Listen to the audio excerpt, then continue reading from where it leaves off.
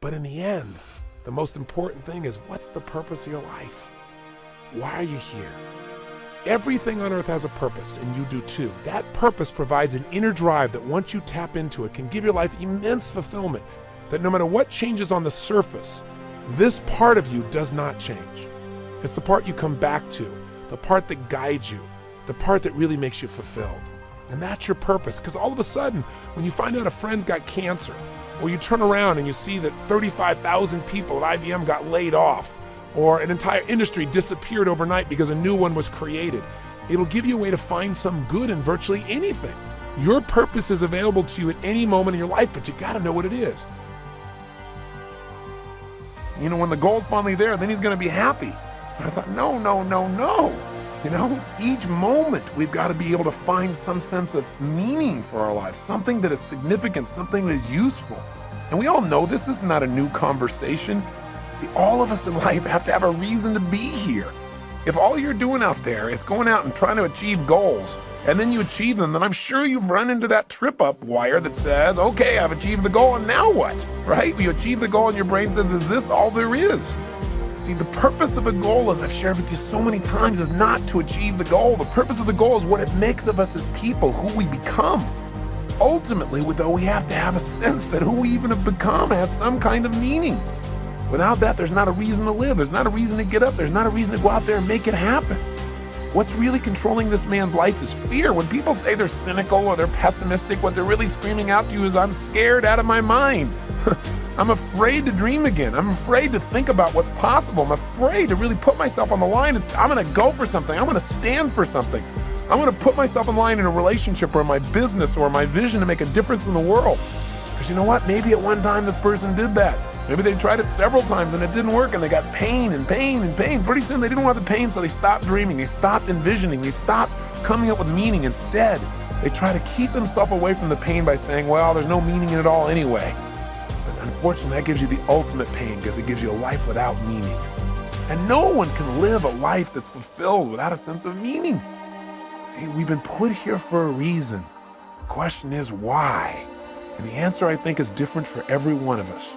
It's different for me than it is for you, and yet it's the same.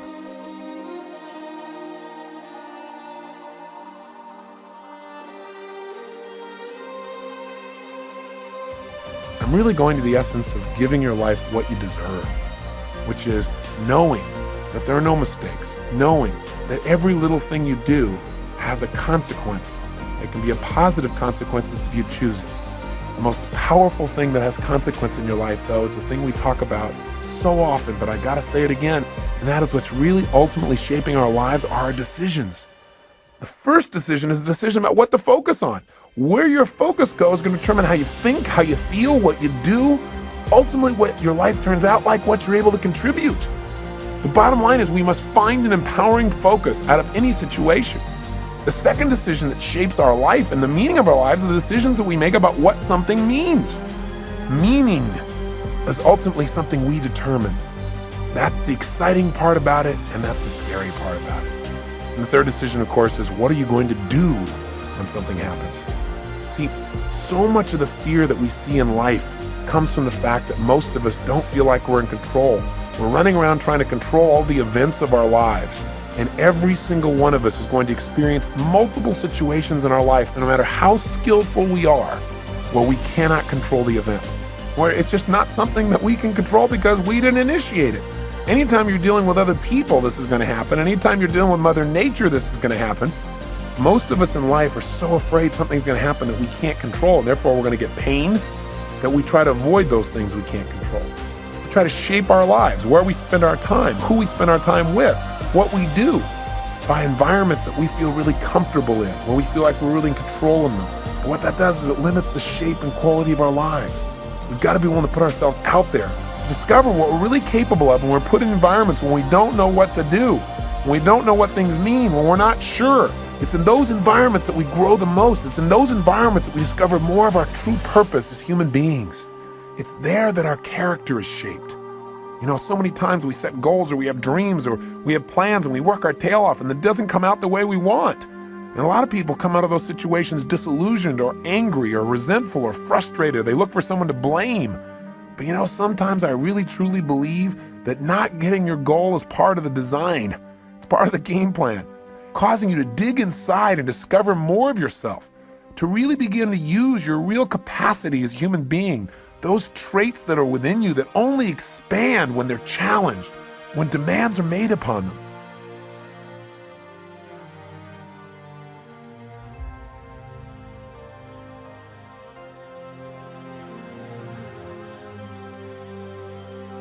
That what you do as a human being is primarily driven by your need to avoid pain and your desire for pleasure, right?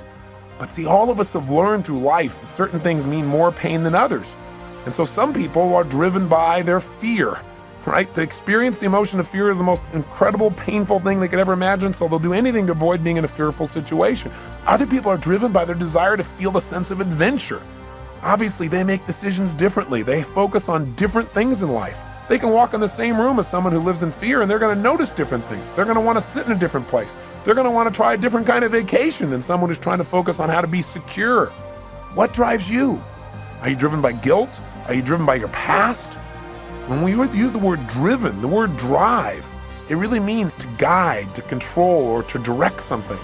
So what's guiding you? What's controlling you? What's directing your behavior? What's directing your focus? What's directing the meaning you're pulling from your life? What is it? Is it your parents? Is it the competition you have with somebody else? Is it wanting to prove somebody wrong? Is it your desire to contribute? Is it your desire for joy or happiness? Or is it a sense of purpose that's driving you? A sense there's something out there for you to do. There's something you're designed to evolve into, to become, to share, to give, to create. You don't even know what it is, but you're willing to trust that each day more of it's going to come out. See, whatever drives you, that's what's shaping your life, and the challenge is that most of us never consciously decide what we're going to have drive our life.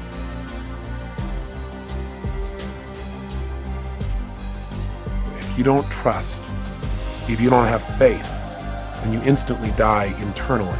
You may not die physically, but you die emotionally. Because anything that's worth living in life requires faith. It requires trusting. It requires knowing that you can get out of the chair and walk on this floor. And when you step out on the floor, you don't stop and have to analyze, can I do this? And you don't weigh everything and think about your weight and the structure of the floor and what's underneath it. You just trust. Otherwise, you'd be immobilized. You have to trust to drive a car. You have to have faith to enter a relationship. You have faith to start a business. You have to have faith when all of a sudden somebody at this company says these 35,000 people are gone. You have to have faith that if you're one of those 35,000, that there is a better plan for you and that you will now act on that faith and take action and find that better plan, that better solution for your life. You must have that. You lose trust, you lose meaning. When you lose meaning, you lose your life. Again, maybe not physically, but certainly emotionally. And when you lose it emotionally, the physical loss of life often is not that far behind.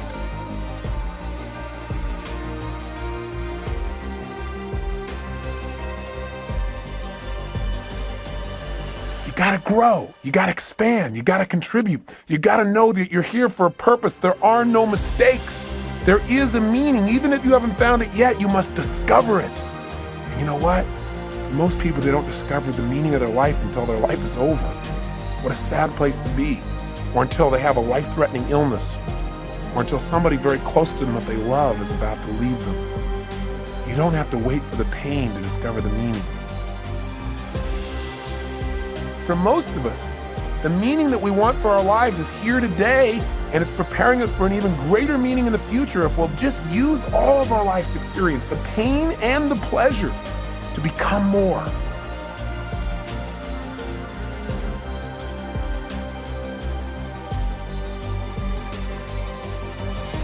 Decide consciously what you want your life to be about.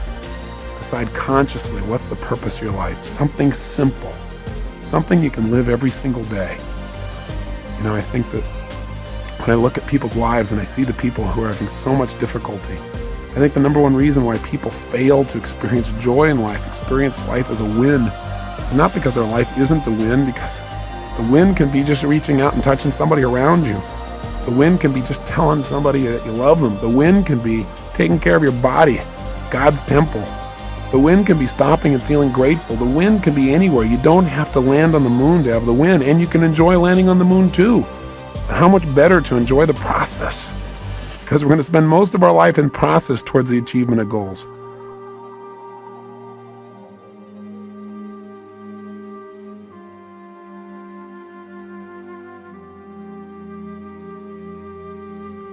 I remember an interview with Michael Landon in Life magazine when he knew he was going to go.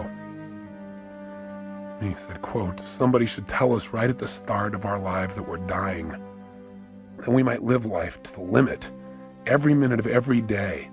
Do what I say. Whatever you want to do it now. There are only so many tomorrows."